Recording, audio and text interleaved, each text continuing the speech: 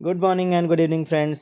चलिए हम लोग चलते हैं आज के इस सेट के पहले क्वेश्चन में। क्वेश्चन क्या कह रहा है, कोई वस्तु अपनी विरामावस्था या गतिमान अवस्था में होने वाले परिवर्तन का विरोध करती है। दोनों ही का विरोध कर रही है, विराम का भी विरोध कर रही है और गतिमान का भी विरोध कर रही है। उनकी यह स्वाभाविक प्रवृत्ति क्या कहलाती है?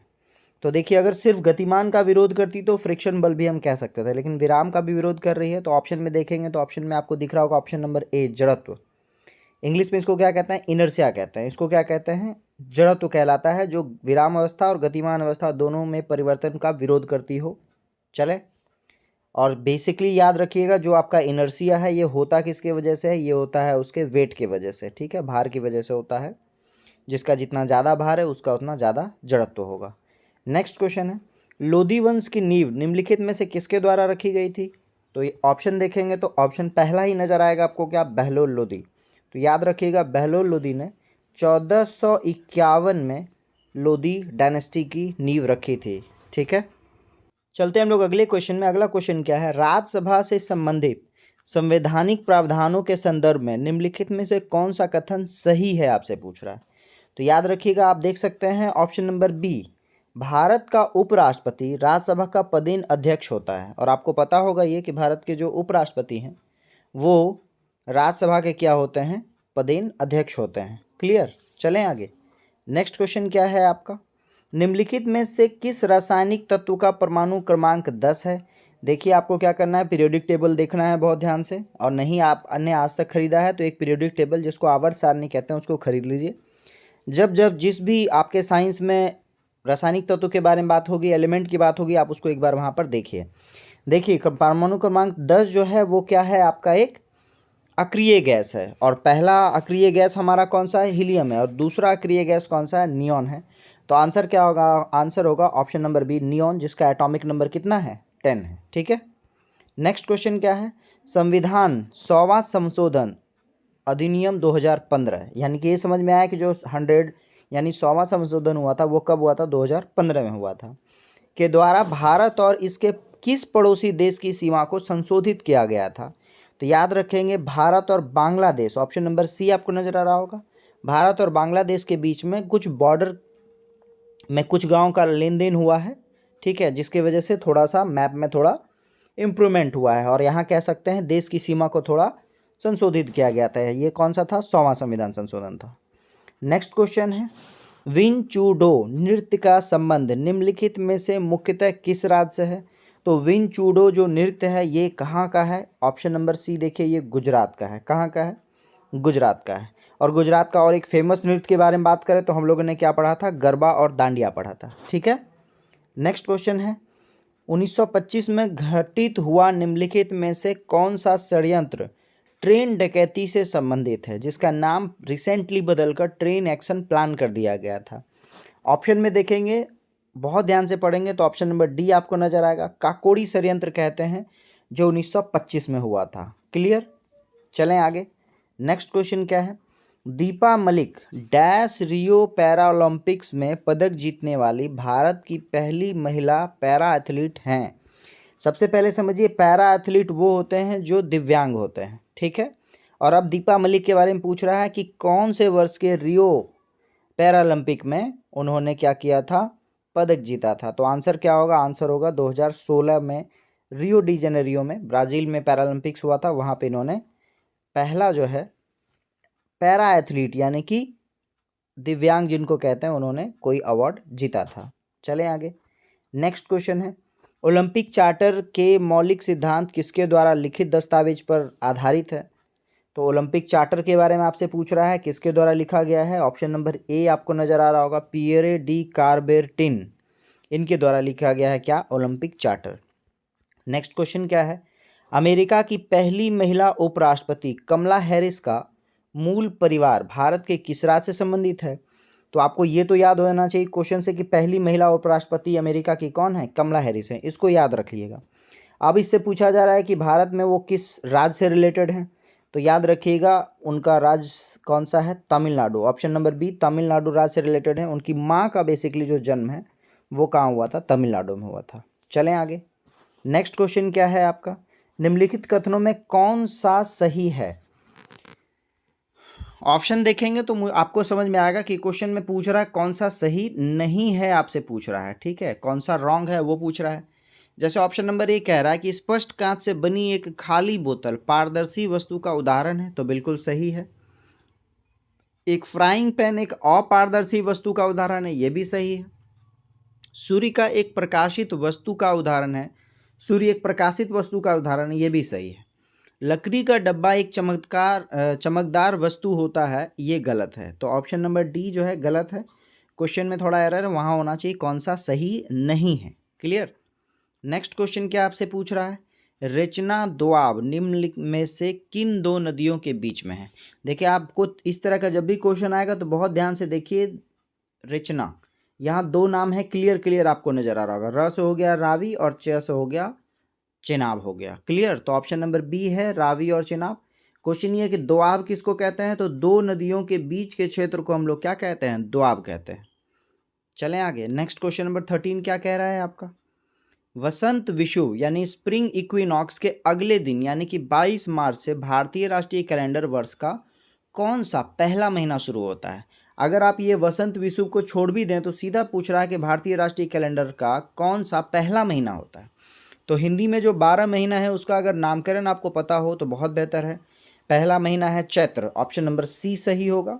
और चैत्र से काउंट करेंगे 12 महीना, तो चैत्र, बैसाख, ज्येष्ठ, आषाढ़, सावन, भादो, आश्विन, कार्तिक, अघन, पूस और माघ, फाल्गुन, जिसको कि फाल्गुन भी कहा जाता है, ये सबसे लास्ट महीना होता है। चलते हैं हम लोग अगले क्वेश्चन में। अगला क्वेश्चन क्या कह रहा है कि अर्थव्यवस्था में गंभीर तनाव के समय इनमें से कौन सा अनुच्छेद सरकार को अपने राजकोषीय घाटे के लक्ष्य से 0.5% तक विचलन की अनुमति देता है। देखिए ये है बेसिकली क्या कह रहा है कि जो आपका राजकोषीय घाटा है, जो फिस्कल डेफिसिट है आपका, उसके बारे में आपसे कह रहा है कि 0.5 का मार्जिन लेने के लिए अनुमति देता है। इस चीज़ को क्या कहते हैं, तो इसको कहते हैं राहतकारी अनुच्छेद। ठीक है, ऑप्शन नंबर सी नज़र आ रहा होगा, इसको क्या कहेंगे, राहतकारी अनुच्छेद कहेंगे, जो 0.5% विचलन की अनुमति प्रदान करता है राजकोषीय घाटे में ले। नेक्स्ट है, भारत के प्राचीन इतिहास के संदर्भ में अशोक स्तंभ का संबंध निम्नलिखित में से किस स्थान से है। तो याद रखिएगा जो अशोक का स्तंभ है वो है कहाँ, बेसिकली वो है आपका ऑप्शन नंबर डी सांची में है। कहाँ है, सांची में सारनाथ का स्तंभ बनवाया गया था जिसे अशोक स्तंभ के नाम से जाना जाता है। चलें आगे। नेक्स्ट क्वेश्चन क्या है, सुभाष चंद्र बोस ब्रिटिश सरकार के नज़रबंदी से किस वर्ष भाग निकले थे। देखिए 1939 का आपने लास्ट क्लास में पढ़ा था, जब कांग्रेस का इन्होंने अध्यक्षता छोड़ा था। उसके बाद इन्होंने फॉरवर्ड ब्लॉक की स्थापना की थी, और उसके बाद जब सेकेंड वर्ल्ड वॉर स्टार्ट हो गया 1939 से, तो इनको नज़रबंद कर लिया गया था। ठीक है, और नज़रबंद करने के ही दौरान इन्होंने 1941 में नज़रबंद से भागकर फिर ये बाहर गए, और वहाँ जाकर फिर जापान गए, फिर जर्मनी गए, आज़ाद हिंद फौज का फॉर्मेशन किया, तो ये सारा काम किया है। तो आंसर क्या होगा, ब्रिटिश सरकार के नज़रबंद से किस वर्ष भाग निकले, आंसर होगा 1941। नेक्स्ट क्वेश्चन क्या है, द्वियाधिकार एक प्रकार का अल्पाधिकार है जिसमें किसी बाजार पर डैश फर्म का प्रभुत्व या अनन्य नियंत्रण होता है। देखिए इसको जब आप तोड़ेंगे तो यहाँ पर द्विअधिकार छुपा हुआ है वर्ड। ठीक है, तो द्विअधिकार मतलब दो लोगों का चल रहा हो, तो आंसर में क्या होगा, बाजार पर दो फर्मों का प्रभुत्व या अनन्य नियंत्रण होता है। क्लियर। नेक्स्ट क्वेश्चन क्या है आपका, जब सरकार करों को कम करती है और सरकारी व्यय को बढ़ाती है तो इस प्रकार की राजकोषीय नीति क्या कहलाती है। याद रखिएगा, टैक्स कम कर रहा है और सरकार अपना एक्सपेंडिचर बढ़ा रहा है, यानी कि सरकार विस्तार करना चाह रहा है, तो ऑप्शन नंबर ए नज़र आ रहा होगा, विस्तारवादी राजकोषीय नीति कहते हैं इसको। चलते हम लोग अगले क्वेश्चन की ओर। अगला क्वेश्चन क्या है, देश की प्राचीन झीलों में से एक लेंडिया तालाब किस भारतीय शहर में स्थित है। देखिए आपको याद रखना है क्या नाम है, लेंडिया तालाब है, और पूछ रहा है आपसे कि किस शहर में स्थित है। तो याद रखिएगा ये एमपी में कहाँ है, एमपी की राजधानी मध्य प्रदेश की भोपाल। ऑप्शन नंबर बी, लेंडिया तालाब कहाँ स्थित है, भोपाल में स्थित है। नेक्स्ट क्वेश्चन क्या है आपका, 2011 की जनगणना के अनुसार भारत का सबसे कम जनसंख्या वाला राज्य कौन सा है। तो देखिए यहाँ पर आपका चार ऑप्शन है और चारों कुछ न कुछ कह रहा है। सबसे पहले ये समझें कि सबसे कम जनसंख्या कहाँ है, तो आंसर क्या होगा, ऑप्शन नंबर बी सिक्किम है। सबसे कम जनसंख्या वाला राज्य कौन सा, सिक्किम है। ठीक है, आपसे सबसे कम जनसंख्या घनत्व अगर पूछ दे, डेंसिटी पूछ दे, तो आंसर क्या होगा, अरुणाचल प्रदेश होगा सबसे कम जनसंख्या घनत्व वाला राज्य। ठीक है, सबसे कम एरिया वाला राज्य कौन सा होगा, तो सबसे कम एरिया वाला राज्य कौन सा है, गोवा है। क्लियर, तो सबसे कम जनसंख्या सिक्किम का है, सबसे कम जनसंख्या घनत्व अरुणाचल प्रदेश का है, और सबसे कम एरिया अगर पूछ दे तो वो कौन सा है, गोवा होगा। और मिजोरम क्या है, सबसे अधिक 1% वाला राज्य है। ठीक है, परसेंटेज वाइज 1 सबसे ज़्यादा किस में, मिजोरम में। नेक्स्ट क्वेश्चन है, धौलावीरा और लोथल की प्राचीन हड़प्पा बस्तियां वर्तमान भारतीय राज्य डैश में स्थित है।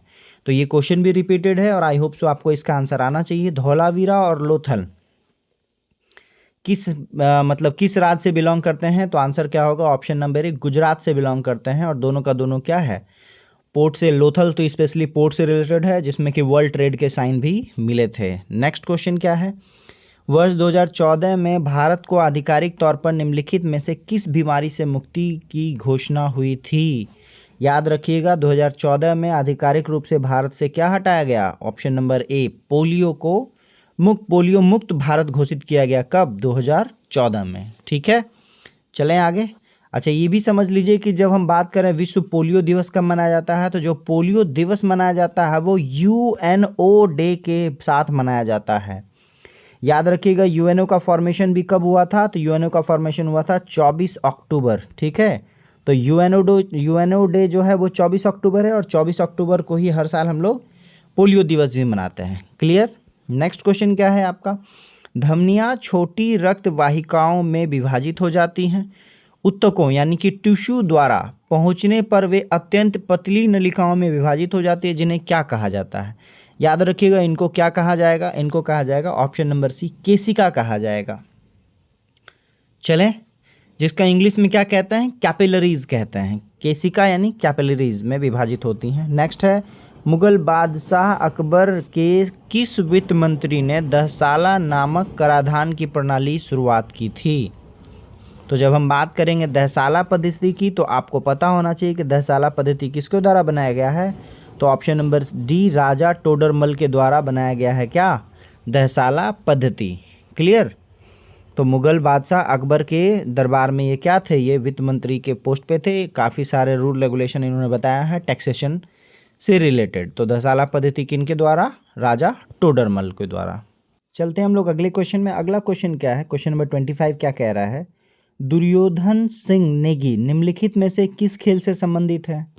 तो ऑप्शंस देखेंगे, ऑप्शन में क्या क्या है, बास्केटबॉल, फुटबॉल, भारोत्तोलन और मुक्केबाजी। तो याद रखेंगे, दुर्योधन सिंह नेगी किससे रिलेटेड है, ऑप्शन नंबर डी मुक्केबाजी से रिलेटेड है। ठीक है।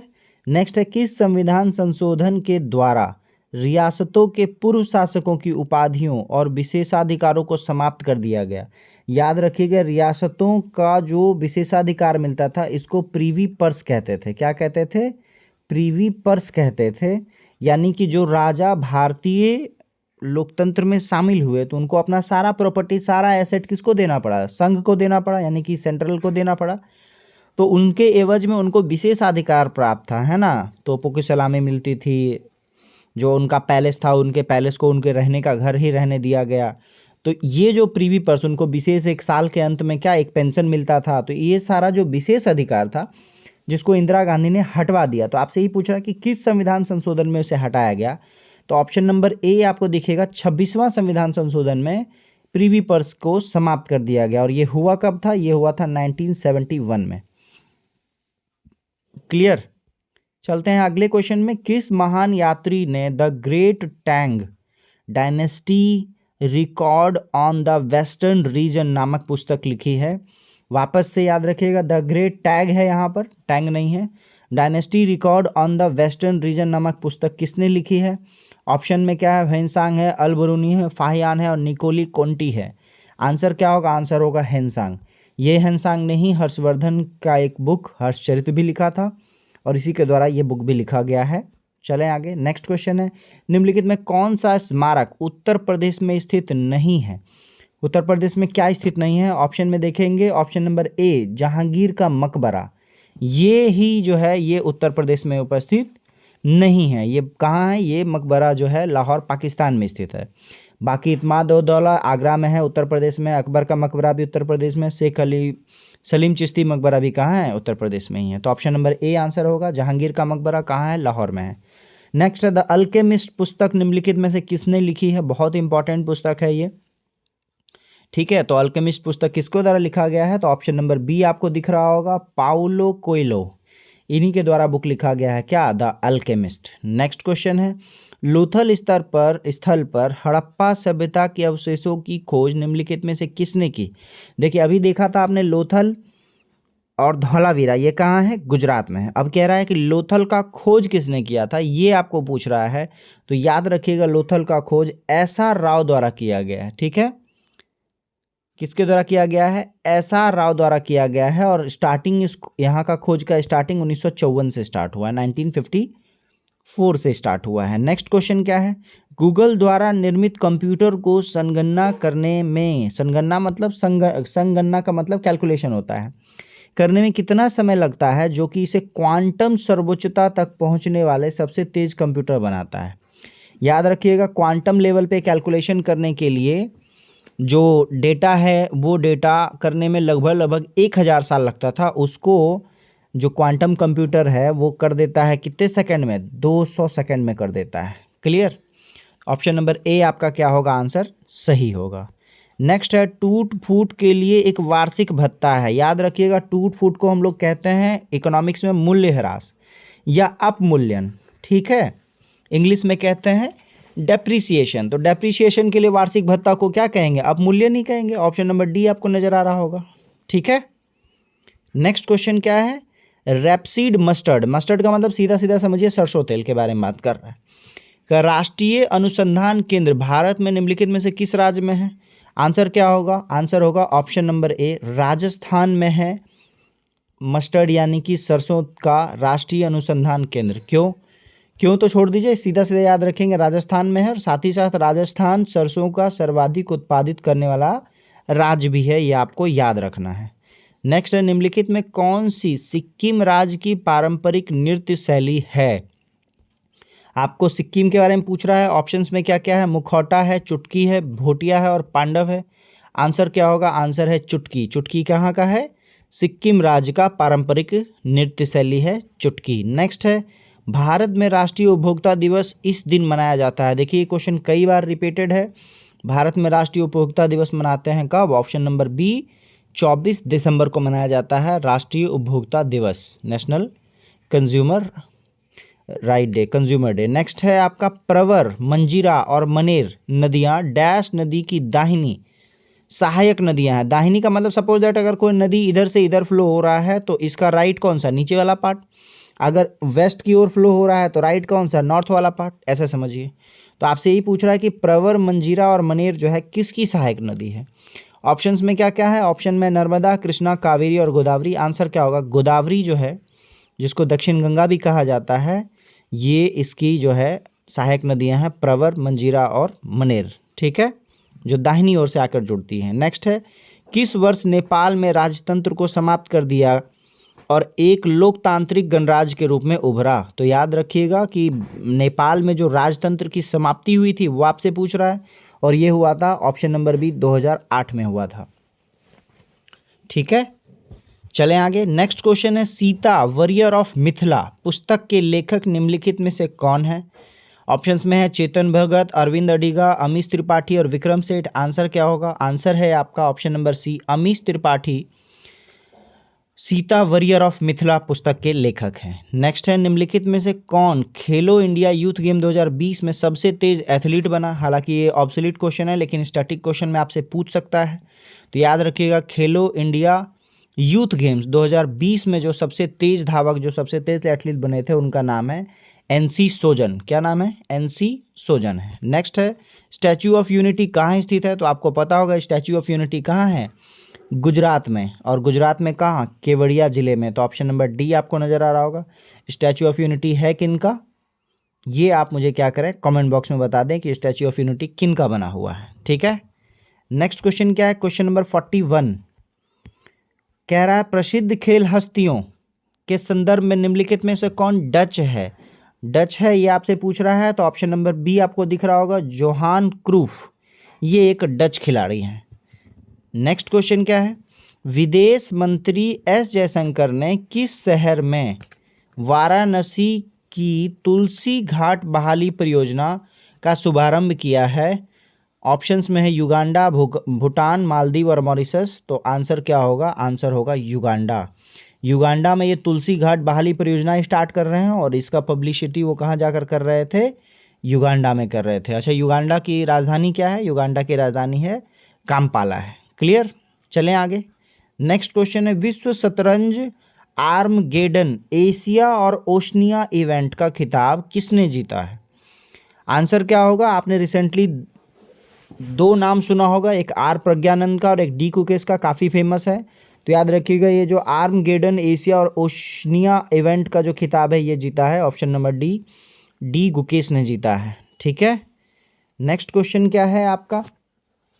अप्रैल 2023 में पीएम मोदी ने राजस्थान में जयपुर रेलवे स्टेशन और डैश रेलवे स्टेशन के बीच वंदे भारत एक्सप्रेस को हरी झंडी दिखाई है। तो आपसे यही पूछ रहा है कि जयपुर रेलवे स्टेशन और किसके बीच में वंदे भारत एक्सप्रेस ट्रेन चलाई गई है? ऑप्शंस में क्या क्या है? देहरादून, लखनऊ, इंदौर और दिल्ली कैंट रेलवे। आंसर क्या होगा? मेरे हिसाब से आंसर है option number D, Delhi cantt railway. कहाँ से? जयपुर से दिल्ली के बीच में चली है अप्रैल 2023 में वंदे भारत ट्रेन, और रिसेंटली जो 5 ट्रेनें चलाई गई हैं एमपी से चलाई गई हैं। नेक्स्ट क्वेश्चन है, केंद्रीय गृह मंत्री अमित शाह ने हनुमान जयंती के अवसर पर सारंगपुर मंदिर में भगवान हनुमान की 54 फीट ऊंची प्रतिमा का अनावरण किया है। सारंगपुर मंदिर किस राज्य में स्थित है? आपसे ये पूछ रहा है। आंसर क्या होगा? आंसर है गुजरात में स्थित है क्या सारंगपुर मंदिर? ऑप्शन नंबर बी आपको नजर आ रहा होगा, गुजरात, यही है आपका सारंगपुर मंदिर। ठीक है, option number B. Next question क्या है आपका? जलियांवाला बाग हत्याकांड हर दिवस, यानी कि हर साल, हर वर्ष होगा यहाँ पे दिवस, हर साल 13 अप्रैल को मनाया जाता है। भारतीय इतिहास में एक महत्वपूर्ण मोड़ के रूप में देखी जाने वाली इस दुखद घटना को कितने वर्ष बीत चुके हैं? याद रखिएगा, ये जो जलियांवाला हत्याकांड हुआ था वो 13 अप्रैल 1919 में हुआ था और अभी 2023 चल रहा है, तो लगभग 104 साल हो गया। कितने वर्ष हो गए? 104 साल हो गए जलियांवाला हत्याकांड का। नेक्स्ट क्वेश्चन क्या है? कजाकिस्तान के अस्ताना में, वंस मोर ये क्वेश्चन रिपीट हो रहा है, कजाकिस्तान की राजधानी अस्ताना है और यहीं पर एशियाई कुश्ती चैंपियनशिप 2023 हुआ है।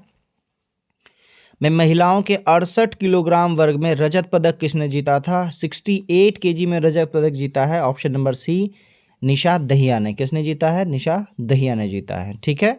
नेक्स्ट क्वेश्चन है, कौन सा देश मई 2023 में अपने अंतरिक्ष विकास कार्यक्रम के हिस्से के रूप में घरेलू स्तर पर निर्मित रॉकेट पर वाणिज्यिक द ग्रेड, यहाँ द होगा, द ग्रेड उपग्रह का पहला प्रक्षेपण करेगा? वाणिज्यिक द ग्रेड उपग्रह का पहला प्रक्षेपण कौन करेगा? ऑप्शन नंबर डी, दक्षिण कोरिया करेगा। ठीक है। और दक्षिण कोरिया, साउथ कोरिया का जो राजधानी है वो क्या है? सियोल है, SEOL, सियोल कह सकते हैं, दक्षिण कोरिया की राजधानी है। नेक्स्ट है, दूसरा महिला 20 यानी वर्ल्ड 20 अंतर्राष्ट्रीय बैठक किस शहर में आयोजित किया गया? याद रखिएगा, जो वर्ल्ड 20 है ये G20 के 20 महिला सदस्यों को मिलकर बना हुआ है और इसका जो दूसरा है वो इंडिया में, भारत में हुआ है। कहाँ? वाराणसी में हुआ है। और कब हुआ है? 2023 में ही हुआ है। नेक्स्ट क्वेश्चन है आपका, किस सोशल मीडिया प्लेटफॉर्म ने स्टे सेफ नामक एक नया अभियान शुरू किया है? स्टे सेफ का मतलब क्या हो गया? सुरक्षित रहें। ठीक है। ये अभियान किसने शुरू किया है? तो ऑप्शन नंबर सी, व्हाट्सएप ने शुरू किया है स्टे सेफ अभियान। ठीक है। नेक्स्ट क्वेश्चन है, कॉपी के लिए टेक्स्ट को पेस्ट करने के लिए, यहाँ देखिए, कॉपी किए गए टेक्स्ट को पेस्ट करने के लिए कौन सा उपयोग करते हैं? देखिए, कंट्रोल C से तो कॉपी होता है, CTRL का मतलब कंट्रोल है, कंट्रोल X का मतलब क्या होता है? कट होता है, कंट्रोल P का मतलब प्रिंट होता है। याद रखिएगा, पेस्ट के लिए P का यूज नहीं होता है, ये P क्या है? प्रिंट है। नेक्स्ट है कंट्रोल V, जिसका हम लोग यूज करते हैं पेस्ट करने के लिए। क्लियर? किसी जगह से कॉपी किया तो कंट्रोल सी और किसी जगह से पेस्ट किया तो कंट्रोल वी। नेक्स्ट क्वेश्चन है, एक वयस्क मानव हृदय का औसत वजन लगभग कितना होता है? तो याद रखिएगा, वयस्क मानव का मतलब सीधा सीधा आदमी बड़ा हो चुका है, मैच्योर हो चुका है, ठीक है। तो उसका वजन ऑलमोस्ट होता है 300 ग्राम होता है। ऑप्शन नंबर बी आपका आंसर सही होगा। नेक्स्ट क्वेश्चन, क्वेश्चन नंबर 53 क्या कह रहा है? 53 कह रहा है प्रोटोप्लाज्म शब्द किसने गढ़ा है? यानी प्रोटोप्लाज्म शब्द की जो उत्पत्ति है वो किसके द्वारा की गई है? तो आप देख रहे हैं ऑप्शन नंबर बी देखिए, जोहान एवेंजेलिस्ट पुरकेंजी, इनके द्वारा जो है प्रोटोप्लाज्म शब्द का उत्पत्ति किया गया है या गढ़ा गया है, आप ऐसा कह सकते हैं। नेक्स्ट है, निम्नलिखित में से कौन सा पशु उत्तक नहीं है या प्रकार नहीं है? टिश्यू के बारे में कह रहा है, पशु उत्तक नहीं है, इसका मतलब ये प्लांट टिश्यू होगा, ये आपको समझ में आना चाहिए, ठीक है। तो आप देखेंगे जो त्वचीय उत्तक है ये आपका क्या है, ये हम लोग का पशु उत्तक का मतलब ह्यूमन उत्तक भी कह सकते हैं। तो ह्यूमन के पास त्वचा होता है तो ये होगा। कनेक्टिव टिश्यू भी होता है, जो ब्लड है जो बोन्स है वो कनेक्टिव टिश्यू है। पेशीय उत्तक भी होगा। याद रखिएगा, मेरिस्टेमेटिक टिश्यू जो होता है ये सिर्फ प्लांट में होता है, ह्यूमन में या एनिमल में नहीं पाया जाता है। और ये होता कौन सा है, जैसे आपका ये ऐसे प्लांट है तो प्लांट का ये जो मोटाई है, यहाँ मोटाई को बढ़ाने के लिए ये टिश्यू उपयोग में आता है, मेरिस्टेमेटिक टिश्यू, ठीक है। इनमें से किसे आधुनिक वनस्पति विज्ञान का जनक माना जाता है? ऑप्शन क्या क्या है? G J Mendel, Carl Linnaeus, Louis Pasteur और एडवर्ड जेनर। तो आप ऑप्शन में देखेंगे तो कार्ल लिनियस आपको नजर आ रहा होगा, ऑप्शन नंबर सी। ये क्या है, आधुनिक वनस्पति विज्ञान के जनक माने जाते हैं, ठीक है। नेक्स्ट है, निम्नलिखित में कौन सी झूठ का पता लगाने वाली मशीन है? लाई डिटेक्टर मशीन जिसको कहते हैं, ये भी क्वेश्चन रिपीटेड है आपका, इसको हम लोग कहते हैं पॉलीग्राफी, ठीक है, ऑप्शन नंबर सी।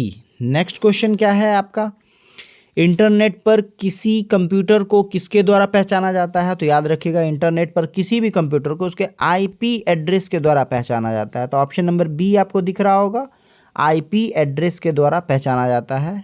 नेक्स्ट है आपका, इनमें से किस संघ के सदस्य मुक्त जीवन जीने वाले विशिष्ट समुद्री जीव होते हैं? आपको ऑप्शन नंबर ए बहुत ध्यान से पढ़ना पड़ेगा, एकाइनोडर्मेटा, ये होते हैं जो कि मुक्त जीवन जीने वाले विशिष्ट समुद्री जीव होते हैं। क्या नाम है इनका? Echinodermata, clear. नेक्स्ट है, मानव सिर में 29 हड्डियां होती हैं। तो ये तो आपको याद कर लेना है कि जो पूरा का पूरा हमारा हेड है उसमें टोटल 29 हड्डियां हैं, जिसमें मस्तिष्क में टोटल 22 होती हैं। 22 का जो फॉर्मेशन है वो 14 और 8 में होता है, ये आपको याद रखना है। जो 22 होता है हेड में वो 14 + 8 होता है, ठीक है। फिर कान जो है, कान में टोटल 6 होता है, ये भी आपको याद रखना है। तो आप देखिए 29 में हम लोग को पुराना है, एक तो 8, तो माथा में देखिए 8 दिख रहा होगा चारों में। फिर 14 चेहरे में होता है, तो ये 2 में दिख रहा है। फिर मैंने बोला कान में 3 जोड़ी होते हैं, मतलब 6 होते हैं। तो ऑप्शन नंबर बी आपको दिख रहा होगा, माथे में 8, चेहरे में 14, कान में 6 और कंठास्थि में 1 हड्डी होती है। टोटल मानव शरीर में कितनी? 29 हड्डियां होती हैं, 29। नेक्स्ट है, एक्सेल 2010 की एक सीट में कितने कॉलम होंगे? तो देखिए कॉलम किसको कहते हैं, ये जो है ये कॉलम हो गया और ये वाला क्या हो गया, रो हो गया। तो आपसे पूछ रहा है MS एक्सेल में 2010 वाले में कितने कॉलम हैं, ऊपर से नीचे वाला जो आपका है। तो याद रखिएगा कॉलम की संख्या है ऑप्शन नंबर बी, 16,384 कॉलम होते हैं एक्सेल 2010 में।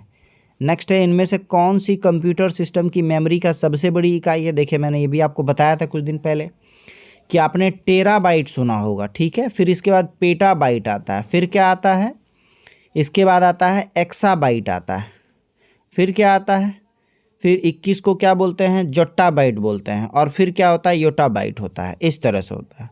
तो सबसे बड़ा क्या है आपका, योटाबाइट है, ऑप्शन नंबर बी सही होगा, ठीक है। योटाबाइट होता है 10 पे पावर 24, क्लियर। चलते हैं आगे नेक्स्ट क्वेश्चन पे, वायु कोश का क्या कार्य होता है? देखिए एल्वियोली के बारे में पूछ रहा है। वायु कोश होता क्या है, हमारे लंग्स में होता है, छोटा छोटा पाउच होता है जो गैस के आदान प्रदान करने वाला एक सतह प्रदान करता है। ऑप्शन नंबर डी आप देख सकते हैं, एल्वियोली का काम ही सिर्फ क्या करना है, आर पार करना है उस एयर को जो हम लोग ब्रीद करते हैं, ठीक है। नेक्स्ट क्वेश्चन है, डैश स्थिति आधारित F2S यानी farm to shop trading platform है जो भारतीय किसानों को बिचौलियों के बीच अपनी उपज सीधे उपभोक्ता को बेचने में मदद करती है, बिचौलियों के बिना, यानी कि कोई मीडिएटर नहीं है, सीधा के सीधा जो आपका फार्मर होता है वो सीधा सीधा कहाँ दे देता है, ट्रेडर को दे देता है अपना। तो वो ऐसा कौन सा ऐप बना है फार्म टू शॉप के बारे में, ऐसा कौन सा प्लेटफॉर्म बना है? ऑप्शन है किरण, मंडी ट्रेड, सफल और फसल। आंसर क्या होगा? जब मंडी की बात हो रही है तो आंसर होगा मंडी ट्रेड। ये एक ऐप है जिसके थ्रू सीधा सीधा किसान ट्रेडर से मिल लेता है। नेक्स्ट है आपका क्या, कंज्यूमर से मिल लेता है, सॉरी। नेक्स्ट है अक्टूबर 2018 में भारतीय वैज्ञानिकों ने किसानों के लिए विषैले कीटनाशकों से बचाव करने के लिए डैश नामक जेल विकसित किया है। याद रखिएगा कि विषैले कीटनाशक जो उन लोग स्प्रे करते हैं तो उससे बचने के लिए कौन सा एक नया जेल बनाया है, उस जेल का नाम आपसे पूछ रहा है और बहुत कारगर जेल है। तो ऑप्शन नंबर सी आपको दिख रहा होगा, पॉलीऑक्साइम। ये एक जेल बनाया है विषैले कीटनाशकों से बचाने के लिए। नेक्स्ट क्वेश्चन क्या है, डैश मांसाहारी पौधा नहीं है, मतलब कुछ ऐसे भी पौधे होते हैं जो कि कीड़े मकोड़ों को क्रैप कर लेते हैं, ट्रैप कर लेते हैं। तो आपसे पूछ रहा कौन सा नहीं है, तो याद रखेंगे option number C, tiger lily जो है वो मांसाहारी पौधा नहीं है, ये ट्रैप नहीं करता है। ठीक है, नेक्स्ट क्वेश्चन क्या है आपका, क्वेश्चन नंबर 66 क्या कह रहा है, जब प्रकाश प्रिज्म से गुजरता है तो कौन सा रंग सबसे कम विपथित होता है? विपथित का मतलब होता है डेविएशन। प्रिज्म से गुजरने के बाद कौन सा जो है जिसका डेविएशन सबसे कम होता है? तो याद रखेंगे सबसे कम किसका है, वेरी गुड, आंसर लाल होगा। ठीक है, और सबसे ज़्यादा पूछे तो किसका, बैगनी, क्योंकि लाल का जो स्पीड है वो ज़्यादा होता है और बैगनी का स्पीड कम होता है। तो सबसे ज़्यादा विचलन बैगनी में, सबसे कम विचलन लाल में। याद रखिएगा हम लोग इस सेट में हम लोगों ने क्या क्या ख़त्म कर दिया है, तो हम लोगों ने प्लेटफॉर्म के फर्स्ट वॉल्यूम को ख़त्म कर लिया है, एडिटोरिया भी ऑलमोस्ट कंप्लीट ख़त्म हो चुका है, और अभी आरबीडी पब्लिकेशन खान सर का हम लोग क्लियर कर रहे हैं पूरा का पूरा सेट। इतना सेट अगर आप रिवाइज कर लेंगे तो 70 to 80% जीके बिल्कुल आ जाना है। और प्लस मैं एक्स्ट्रा फैक्ट भी बता रहा हूँ, इसको भी आपको क्या करना है, रिवाइज करते चले जाना है। चलते हैं नेक्स्ट क्वेश्चन में। कंप्यूटिंग के संदर्भ में एक स्पाइडर क्या है? याद रखिएगा आपसे पूछ रहा है स्पाइडर क्या है, तो स्पाइडर क्या एक वेब की तरह होता है, वेब प्रोग्रामिंग होता है। तो ऑप्शन नंबर आपको दिख रहा होगा ए, एक प्रोग्राम है जो वेबसाइटों का कैटलॉग तैयार करता है, इसको हम लोग क्या कहते हैं, स्पाइडर कहते हैं। नेक्स्ट है निम्नलिखित में से किस पादप समूह में फल के अंदर बीज होता है? देखिए जब फल के अंदर बीज हो तो इसको हम लोग क्या कहेंगे, इसको कहेंगे ऑप्शन नंबर ए, आवृत बीजी कहेंगे। क्लियर, जिसको क्या कहते हैं इंग्लिश में, एंजियोस्पर्म कहते हैं। ठीक है, नेक्स्ट क्वेश्चन क्या है, हेनरी बैक्वेरेल ने निम्नलिखित में से किसकी खोज की थी? अभी हम लोग लास्ट सेट में पढ़े थे कि रेडियोधर्मिता का ऐसा यूनिट क्या है, तो वहाँ बैक्वेरेल था, तो मैंने उसी समय बताया था कि हेनरी बैक्वेरेल ने किसकी खोज की है, रेडियोधर्मिता का। ऑप्शन नंबर बी सही होगा। नेक्स्ट है, आप पूर्व में खोले गए प्रोग्राम पर जाने के लिए निम्नलिखित में से किस की शॉर्ट की कीबोर्ड का प्रयोग करेंगे, शॉर्ट की का प्रयोग करेंगे? याद रखिएगा जब एक ही टैब में दो प्रोग्राम आपने खोल रखा है तो इसको चेंज करने के लिए हम लोगों ने अल्ट और टैब का यूज़ किया था, लेकिन एक दूसरा कुछ प्रोग्राम चल रहा है और आप इसमें फिर आए हुए हैं, ये दो अलग अलग प्रोग्राम में अगर शिफ्ट करना है तो हम लोग अल्ट टैब के साथ शिफ्ट का यूज़ करेंगे। ठीक है, तो ऑप्शन नंबर डी सही है। ठीक है, पूर्व में खोले गए प्रोग्राम पर जाने के लिए अल्ट, शिफ्ट और टैब यूज़ करेंगे। नेक्स्ट है, आईपीएल 2020 में सर्वाधिक विकेट लेने के लिए पर्पल कैप किसने जीता था? आईपीएल 2020 की बात कर रहा है, तो पर्पल कैप किसको, कागिसो रबाडा को। और आप लोग मुझे कमेंट बॉक्स में बताइए अगर रेगुलर देख रहे हैं तो कि 2023 में आईपीएल में किसको पर्पल कैप मिला है।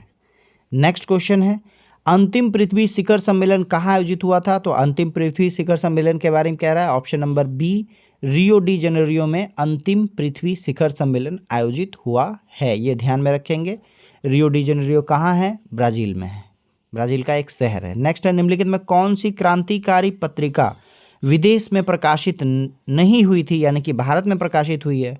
तो ऑप्शन नंबर आपको बी दिख रहा होगा, युगांतर एक पत्रिका है जो बंगाली भाषा में थी, प्रकाशित हुई है कहाँ, इंडिया में, कलकत्ता में 1906 में। ठीक है, पत्रिका का क्या नाम है, युगांतर है। इसका मतलब तलवार, फ्री हिंदुस्तान और इंडियन सोशियोलॉजिस्ट, ये कहाँ हुआ है, विदेश में प्रकाशित हुआ है। नेक्स्ट है, बुलंद दरवाज़ा किस शहर में स्थित है? याद रखिएगा बुलंद दरवाज़ा का फॉर्मेशन अकबर ने कराया। ठीक है, और अकबर ने कब कराया? 1602 में कराया, 1602 में कराया, 1602 में कराया। और कहाँ कराया? Fatehpur Sikri. Option number D नज़र आ रहा होगा, बुलंद दरवाज़ा फतेहपुर सिकरी। ठीक है, चलें आगे। नेक्स्ट क्वेश्चन क्या है? निम्नलिखित में कौन सा माइक्रोसॉफ्ट ऑफिस 2019 पैकेज का हिस्सा नहीं है? यानी MS ऑफिस 2019 आप लेंगे तो उसके अंदर जो आता है उसमें क्या नहीं है? जैसे आउटलुक है, एक्सेल भी है, की नोट भी है, वन नोट शायद नहीं है। तो याद रखिएगा आंसर क्या होगा। सॉरी, वन नोट है MS ऑफिस 2019 में, की नोट नहीं है। तो आंसर क्या होगा? आंसर ऑप्शन नंबर डी, की नोट नहीं है माइक्रोसॉफ्ट ऑफिस 2019 में। ठीक है, नेक्स्ट क्वेश्चन क्या है आपका? निम्नलिखित में किस भाषा को भारत की अनुसूचित भाषा का दर्जा प्राप्त नहीं है? मैथिली, नेपाली, डोगरी, ये तीनों का तीनों क्या है? शेड्यूल्ड लैंग्वेज है। अच्छा, अनुसूचित भाषा है कहाँ? तो भारत की 7वीं अनुसूची में क्या है आपका? 3 लिस्ट है। 8वीं अनुसूची में क्या है आपका? भाषा के बारे में बताया है। टोटल कितना भाषा है आपका? 22 भाषा है। 8वीं अनुसूची में दिया गया है भाषा के बारे में, टोटल 22 भाषा है। उसी में आपसे पूछ रहा है कि निम्न में से कौन नहीं है उसमें शामिल। तो याद रखिएगा गढ़वाली शेड्यूल्ड लैंग्वेज नहीं है। नेक्स्ट है, निम्नलिखित में कौन सा आश्रम महात्मा गांधी द्वारा स्थापित नहीं किया गया है? याद रखिएगा सेवाग्राम, टॉलस्टॉय फार्म और साबरमती, ये तीनों का तीनों गांधी जी द्वारा बनाया गया है। पवनार आश्रम गांधी जी द्वारा नहीं बनाया गया है। पवनार आश्रम किसके द्वारा बनाया गया है? आचार्य विनोबा भावे द्वारा बनाया गया है। और कब बनाया गया है? 1920 में। कहाँ बनाया गया है? महाराष्ट्र में बनाया गया है ये आश्रम। ठीक है, चलें आगे। पवनार आश्रम आचार्य विनोबा भावे, महाराष्ट्र में 1920 में बनाया गया है। नेक्स्ट है, पक्षियों की इनमें से कौन सी प्रजाति गंभीर रूप से लुप्त प्राय है? देखिए कोयल हम लोग को दिखता है अभी भी, कौवा तो आराम से दिखता है, मोर भी दिखता है। ग्रेट इंडियन बस्टर्ड जो है वो गंभीर रूप से लुप्त प्राय प्राणी हैं अभी वर्तमान में। नेक्स्ट है, भारत में सर्वप्रथम कम्युनिस्ट पार्टी किस राज्य में बनी? आंसर क्या है? केरल। और भारत में आज़ादी के बाद सिर्फ कांग्रेस ही कांग्रेस थी पूरे इंडिया में। लगभग पहली बार कम्युनिस्ट पार्टी का फॉर्मेशन 1957 में हुआ है। ठीक है, नंबूरी पाद की वहाँ सरकार बनी थी। ठीक है, चलते हैं। तो ये हमारे सेट का क्या था? आज आखिरी क्वेश्चन था। और आई होप सो आपको इस सेट में मज़ा आ रहा हो। All of you, all the best, have a nice day, take care.